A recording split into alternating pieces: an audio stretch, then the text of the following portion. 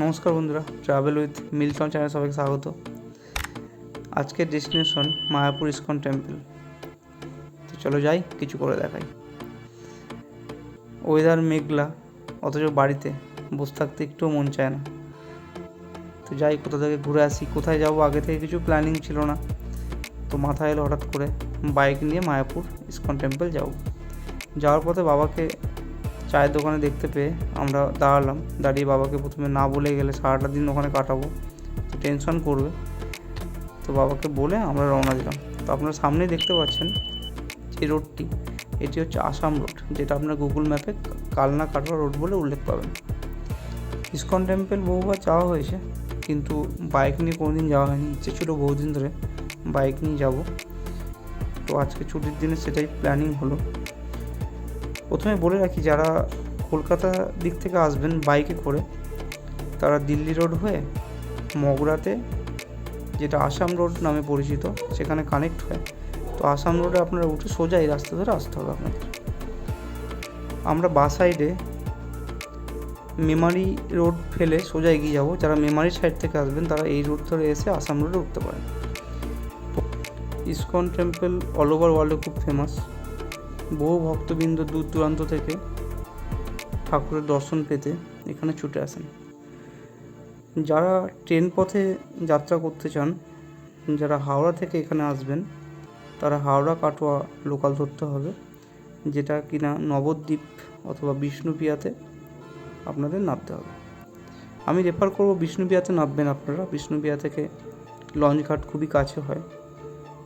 15 থেকে 20 টাকা টোটো ভাড়া দিয়ে আপনারা লঞ্চ ঘাটে পৌঁছতে পারবেন। লঞ্চ ঘাটে পৌঁছানোর পরে ওখান থেকে আপনারা টোটো রিজার্ভ করতে পারেন, কিংবা সবচেয়ে প্রথম কাজ যেটা হবে, আপনাদের দুপুরে লাঞ্চের জন্য টোকেন কাটতে হবে। লাঞ্চের টিকিট কেটে আপনারা একটা টোটো রিজার্ভ করে নেবেন, যেটা প্রত্যেকটা মন্দির আপনাদের ঘুরিয়ে দেখাবে। 300 থেকে 400 টাকার মধ্যে সম্ভবত নেয়। আপনারা একটু বার্গেনিং করলে তার থেকে কমেও হয়ে যেতে পারে। তবে আগে থেকে আপনারা তার সাথে ভালো করে কথা বলে নেবেন যে প্রত্যেকটা মন্দির তারা দর্শন করাবে কিনা। নাহলে কিন্তু অনেকে অনেক দর্শনীয় স্থান বাদ দিয়ে আপনাকে ঘোরাবে, যেটা আপনি প্রথম গেলে সেটা আপনি বুঝতেও পারবেন না। তো কৃষ্ণের টানে, কৃষ্ণর প্রেমে ছুটির দিনে আমার সঙ্গিনীকে নিয়ে আমিও চললাম কৃষ্ণ প্রেমের মত্ত হয়ে কৃষ্ণের দর্শন পেতে। আজকে ওয়েদার খুব রোমান্টিক ছিল। আমরা একদমই তাড়াহুড়ো করিনি, ওয়েদারের মজা নিতে নিতে গেছি। সাতগাছিয়া রোডকে আমরা বাস সাইডে ফেলে কালনা কাটোয়া রোড ধরে আমরা সোজা এগোতে থাকবো ধাত্রী গ্রামের দিকে। সকাল থেকে কিছু খাওয়া দাওয়া হয়নি, তো যাওয়ার পথে কোনো একটা মিষ্টির দোকান থেকে হালকা করে টিফিনটা সেরে নেব। যাওয়ার পথে আপনি দেখতে পাবেন নান্দাই ব্রিজ। নান্দাই ব্রিজটা আরেক অপর নাম হচ্ছে ডক্টর বিধানচন্দ্র রয় ব্রিজ, যেটি সমুদ্রগড় আর ধাত্রী গ্রামকে একে অপরের সাথে সংযোগ স্থাপন করেছে। নান্দাই ব্রিজ পার করার সময় এত সুন্দর আপনি সিনিক বিউটি দেখতে পাবেন, যেটা আপনাকে মুগ্ধ করবে। আপনারা চাইলে এখানে দাঁড়িয়ে দু একটা ফটো ক্লিক করতে পারেন। বাকি আমি মোবাইল মোটো ব্লগিং করছি বলে অতটা ক্লিয়ারিটি আনতে পারছি না ভিডিওতে। আপনারা যখন যাবেন অবশ্যই জায়গাটা ভিজিট করবেন। এতটা সুন্দর জায়গা যা আপনাদের মন মুগ্ধ করবেই। নান্দাই ব্রিজ পার করে এই রাস্তাতে সোজা আমরা এগিয়ে যাব। এই রাস্তা সোজা এগিয়ে যাওয়ার পরে হেমন্তপুর বাস স্ট্যান্ডে কালনা কাটোয়া রোডকে বাস সাইডে রেখে চুয়াডাঙ্গা কুসুমগ্রাম রোড আপনাদের ধরতে হবে। এটি হচ্ছে কৃষ্ণনগর রোড, যেটা সামনে নবদ্বীপ গেটকে পাশে রেখে গৌরাঙ্গ সেতুতে কানেক্ট করছে। এই রাস্তা ধরে আপনাদের সামনে এগিয়ে যেতে হবে। এই রাস্তা দিয়ে যাওয়ার সময় আপনারা এত সুন্দর একটা সিনিক বিউটি দেখতে পাবেন। চারিদিকে গ্রিনারি আর গ্রিনারি, এক অপরূপ সৌন্দর্য সাক্ষী আপনারা থাকবেন।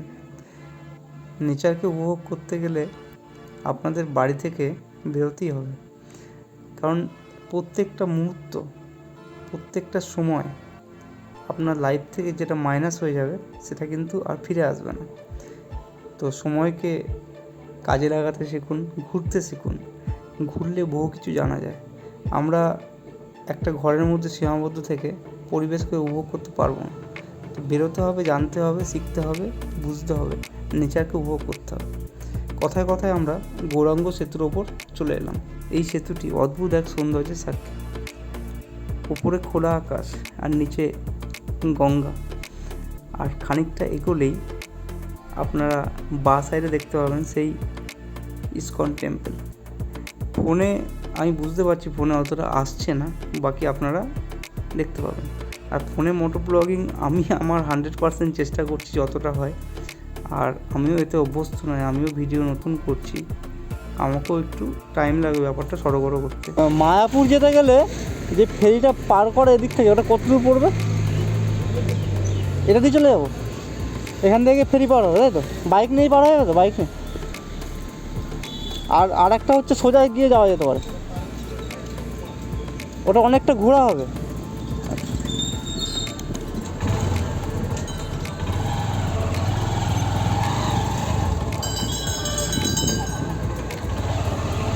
তো বলছি এটা নিয়ে ফেরি পার হওয়া যাবে তো মায়াপুরে?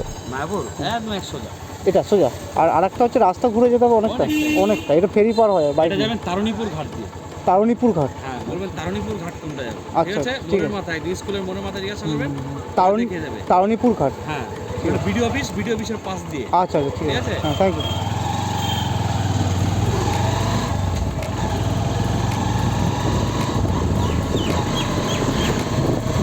প্রথমেই বলে রাখি, এখানে দুটো ঘাট পারাপারের জন্য চালু থাকে সব সময়। যেটা হচ্ছে একটা তারণীপুর ঘাট, যেটা ভিডিওতে শুনতেই পেলেন, যেটা দিয়ে আমি পারাপার হব। আর আরেকটা ঘাট আছে যেটা হচ্ছে হুলোর ঘাট নামে পরিচিত। আপনারা চাইলে যে কোনো একটা ঘাট দিয়ে যেতে পারেন। তারণীপুর ঘাটটা ইসকনকে পার করে গিয়ে আপনাকে তারণীপুরে উঠতে হবে আপনাকে।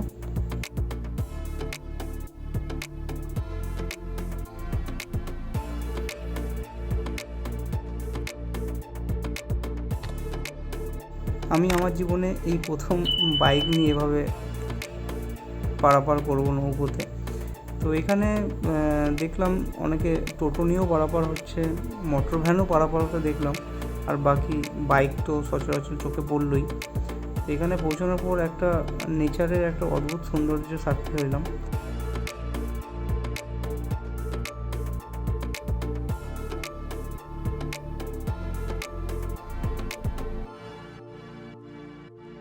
এটা হচ্ছে ডিপ নীল।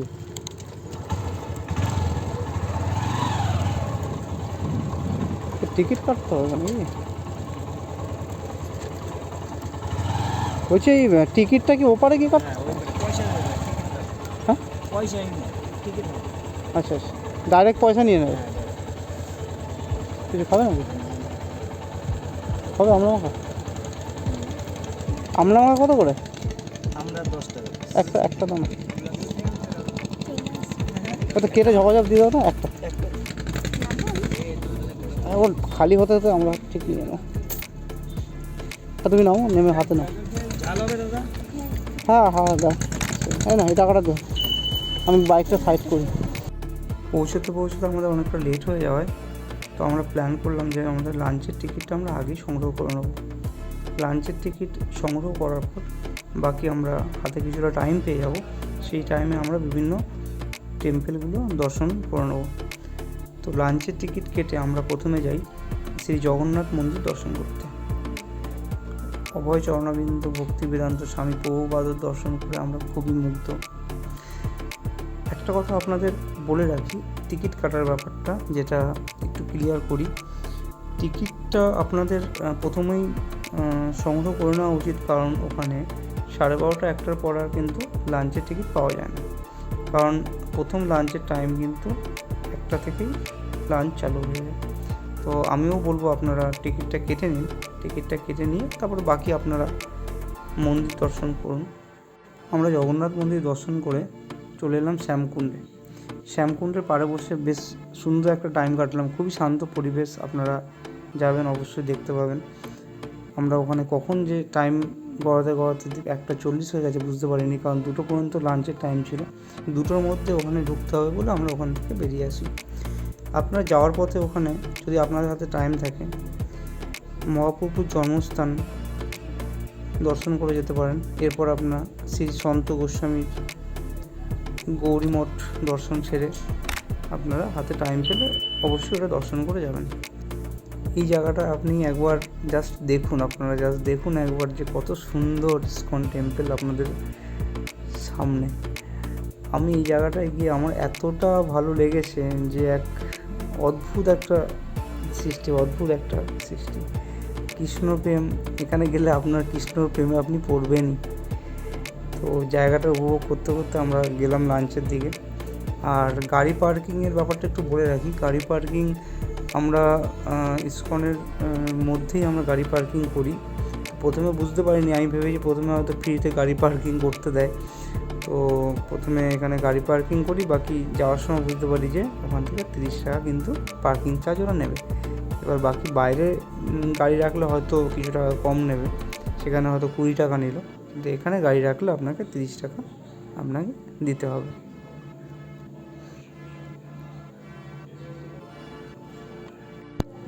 প্রত্যেকটা জিনিস এখানে গোছানো। দেখুন আপনারা জ্বালানির জন্য কাঠ রেখেছে, কাঠগুলো এত সুন্দরভাবে গোছানো, প্রত্যেকটা সিস্টেমেটিক জিনিস, প্রত্যেকটা স্টেপ বাই স্টেপ খুব সিস্টেমেটিকভাবে ওখানে পরিচালনা করা হয়। আমাদের গীতা ভবনের লাঞ্চের টোকেন কাটা ছিল, তো আমরা গীতা ভবনে লাঞ্চ কমপ্লিট করে বেশ কিছুটা টাইম ওখানে আমরা একসাথে কাটাই।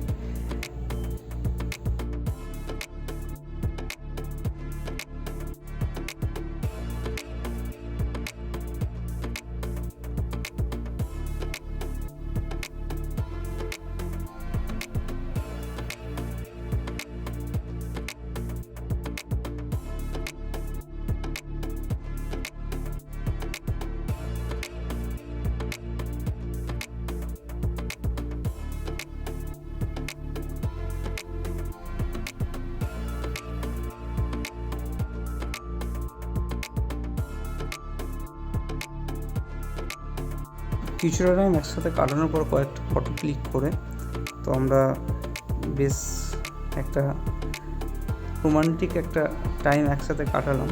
কৃষ্ণের জায়গায় যাবো অথচ রোমান্টিক হবে না, এটা তো হতেই পারে না। তো বাবুর বাচ্চার সাথে এখন দোলনা খাওয়ার খুব শখ হয়েছে, বৃষ্টির মধ্যে ভিজে সে দোলনা খাবে।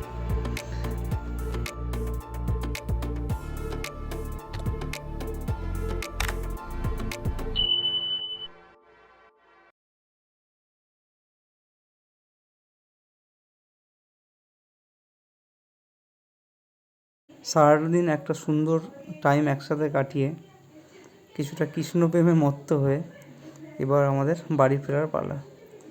বিকেলের এক সৌন্দর্যের এক সাক্ষী হতে হতে আমরা বাড়ি ফিরলাম, আর তারই ফুটেজ আপনার সামনে যেটুকু পেরেছি মোবাইল মোটো ব্লগিং করে আপনার সামনে তুলে ধরলাম। সবশেষে একটা কথা, যদি আপনাদের ভিডিওটি ইনফরমেটিভ মনে হয় তো প্লিজ আমাকে সাপোর্ট করবেন, আমার চ্যানেলকে সাপোর্ট করবেন। এরকম বহু জায়গা আছে যেগুলো ঘোরার খুব ইচ্ছা, সেগুলো যাব অবশ্যই, যেটুকু আমার সাধ্য হবে সেটুকু আমি দেখাবো। আর আপনাদের সাপোর্টটা খুবই দরকার, আপনারা পাশে থাকুন, চ্যানেলটিকে সাবস্ক্রিপশন করুন, বেল আইকনটা ক্লিক করে রাখুন, যাতে আমি ইন ফিউচার কোনো ভিডিও দিলে আপনারা সেটা সবার প্রথমে পেয়ে যাবেন।